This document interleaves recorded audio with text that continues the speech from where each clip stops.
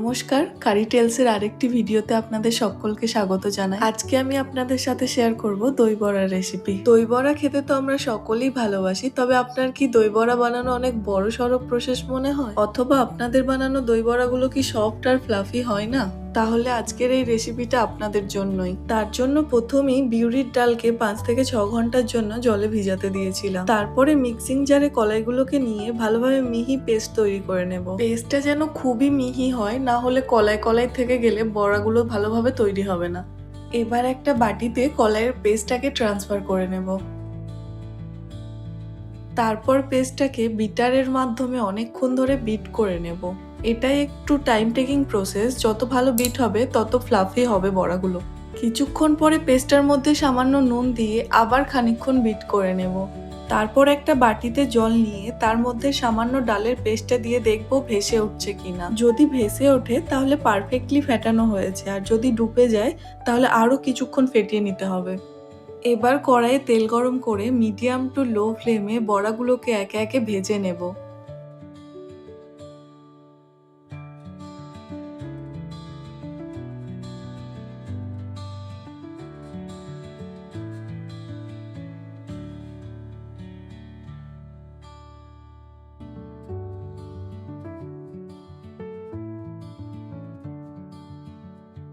অন্য একটা বাটি ভর্তি জলের মধ্যে 1 চামচ হিং ও 1 চামচ নুন দিয়ে ভালো করে মিক্সড করে ভাজা বড়াগুলো ওই জলে সোক করতে দেব 15 থেকে 20 মিনিটের মতো।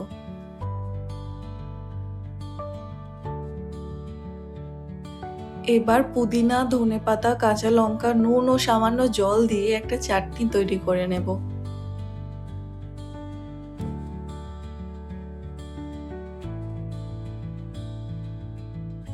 বাটিতে টক দই নিয়ে সেটাকে ভালোভাবে ফেটিয়ে লামস ফ্রি করে নেব।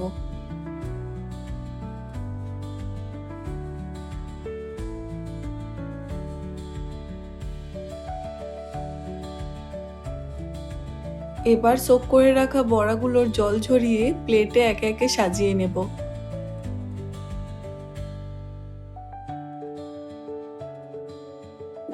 ওপর থেকে দিয়ে দেব ফেটিয়ে রাখা টক দই।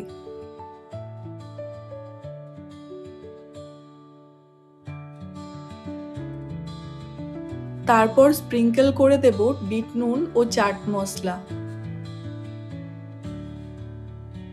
এরপর দেব তৈরি করে রাখা গ্রিন চাটনি আর দেব তেঁতুলের চাটনি।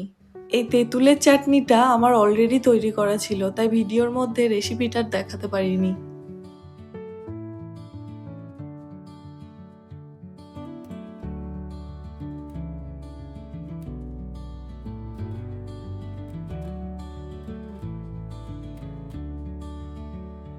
দিয়েছি সামান্য চিলি পাউডার।